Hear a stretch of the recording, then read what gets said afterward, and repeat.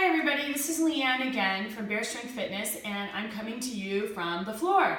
I know we don't do this very often, but there are some core exercises and eventually some upper body exercises that are best done from the floor or from a position on a hard surface like a bench or something. So this one I would recommend on the floor. We're going to do some core strength work, focusing primarily on your lower abdominals, but you are going to hit the upper abdominals depending on which variation you take. So I like to call this fancy name a lying leg lift. So there are probably lots of other names for it, but to me that seems descriptive and simple, and you can understand what's going on. So I have a mat underneath me, and then I have this giant dumbbell behind me that I'm going to hold on to for balance. So what I would recommend is that you do this in front of your sofa, or maybe someplace that you can hold on to something really steady. You definitely do not want to do this holding on to something that's going to get away from you.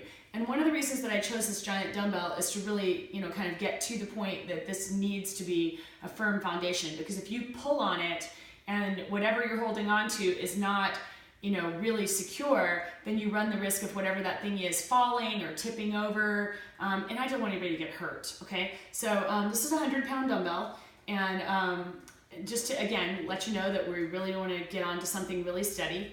So I'm going to lay on my back, and then from this back position, okay, I'm going to pull my belly button to my spine, and I'm going to press down into the floor just a little bit. I'm going to leave a slight curve in my low back. I'm not going to press flat. Pressing flat is bad for your low back, so we don't want to go all the way down. I'm going to leave a little bit of a curve there, and if you have trouble with that, you can actually roll a towel up, really thin little like hand towel, and lay that right there and just get that little bit of protection, okay? So hold on to whatever is your anchor point, okay? And then really tighten up right here, okay? And I'm gonna show you a couple of variations. The first one I'm gonna show you is with your knees bent. So we're gonna put our feet together, and we're gonna bend our knees, okay? And we're gonna lift up, and then we're gonna come down and tap. Now just tap. We're not going to put our feet all the way back down and be like, bleh, and fall apart. We're going to hold ourselves tight, okay? Feel that connection right there, okay? Knees together, and we come up, and we tap. And we come up, and we tap. I don't know if you can hear the difference in my breath when I'm actually working, but all of this right here is really connected. And you want to vacuum kind of your belly button to your spine, but leaving a tiny bit of curvature in your low back. And again, if you have trouble with that, then put a towel there. All right, so this is one variation. But let's say you try this and you're like, okay, that's too much for me. I can't do that yet. Okay, so leave one foot on the ground and do it one leg at a time. Totally okay to start with one leg at a time. And if that's where you are today, that's fabulous. Do that, okay? So the next variation has our legs extended, okay? So this is a little harder. And we're gonna, again, keep that strong connection, and we're gonna lift up, and we're going to lower down. And we're going to lift up. Now you notice we don't go all the way to the ground. At some point, you're going to start to lose control over this arch. And at the point you start to lose control, that's where you stop. And then you come back up. Because if you force trying to go further than you're ready for and how much control you have, and you lose control over this and go too far, your low back will hurt you later. Okay, now we are strengthening the muscles of the low back, and they may get tired, and they may get tight, and they may get sore, but there's a big difference between those three things and being injured, and I don't want you injured, okay? So make sure that when you come down, you keep control. That's probably a good spot to stop right there. You don't need to go any further than that. And again, let's say that you've been doing the knee one, and you're like, oh, I got this. And then you try the straight-legged one, and you're like, I don't got this.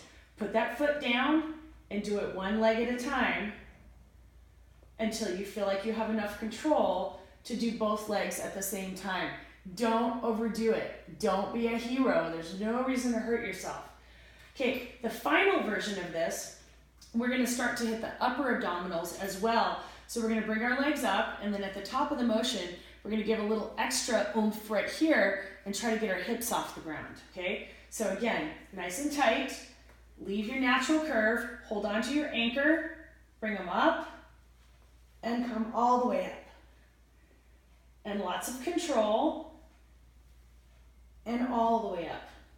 Now when you come to the top here, you want to be pretty straight.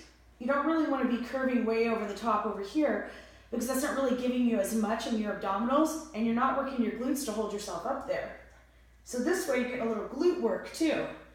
And just a tremendous amount of control, and take your time. So the question is, how many of these should I do? Well, you know, that depends on you. I would start with a set of 10, and then if you can add on a little at a time, that's good. Remember that you don't want to do sets of more than 20 of anything. So take your time. Abdominals are very strong. They're part of your core, so they help move you around. And they are not something that needs a lot of rest in between, so you can go your sets pretty close together or mix different exercises with your abdominals. The other thing that abdominals don't need a lot of rest from one day to the next. You can do abdominals and core work in every single workout. Every single day you can work your core. So this is just one more way to work some of those core muscles. If you have any questions, you can comment. You can reach me on Connect. And I really look forward to working with everybody. And so please subscribe to the channel and like us and share us and get the word out and tell your friends that strength training is available for everybody at every stage of life, no matter where you are. There's always a modification. So until we see you next time, happy lifting.